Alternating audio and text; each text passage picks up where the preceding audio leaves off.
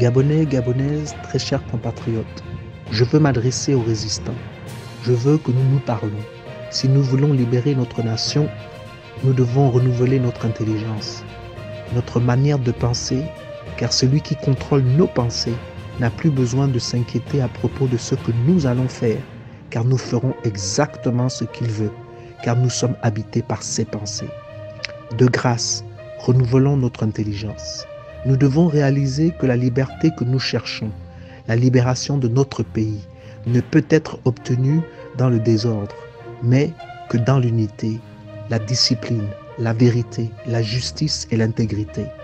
Laissez-moi vous parler brièvement du mouvement des Black Panthers aux États-Unis. Voici ici des jeunes qui aimaient le peuple noir et ne voulaient pas qu'il soit opprimé politiquement, exploité économiquement, humilié socialement. Ils ont décidé de s'armer pour défendre leur communauté. Ils ont décidé de nourrir les enfants à l'école. Leur programme était si effectif qu'il a été appliqué dans tous les États-Unis d'Amérique. Ils désiraient un pouvoir économique et politique pour influencer leur destinée positivement. Pour casser leur dynamique, la drogue et le sexe a été introduit dans leur sein. Les leaders ont été arrêtés et pour la plupart tués. Ils ont permis au désordre de peser plus lourd que l'idéal qu'ils avaient pour leur peuple. La Nation de l'Islam était l'une des organisations noires les plus puissantes que l'Amérique n'a jamais connues. Mais à cause de la pédophilie, de la cupidité, les rivalités pour la conquête du leadership et du pouvoir a laissé place à la médisance, la calomnie, les insultes et les injures. Source de l'assassinat de Malcolm X, un homme qui luttait pour nos droits, pour les droits des Noirs en tant qu'humains.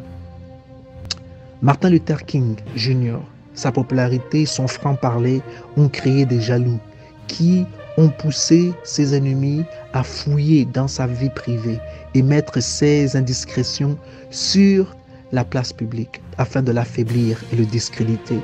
Mes frères et sœurs, faisons-nous violence, soyons intègres, soyons justes, faisons l'effort pour nous supporter les uns les autres, nous unir, de travailler ensemble pour la libération de notre pays.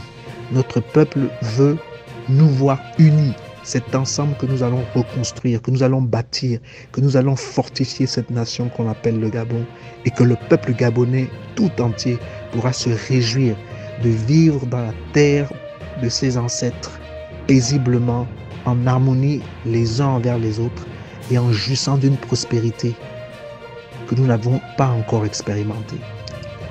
Que Dieu vous bénisse, que Dieu bénisse le Gabon, que Dieu veille sur notre monde.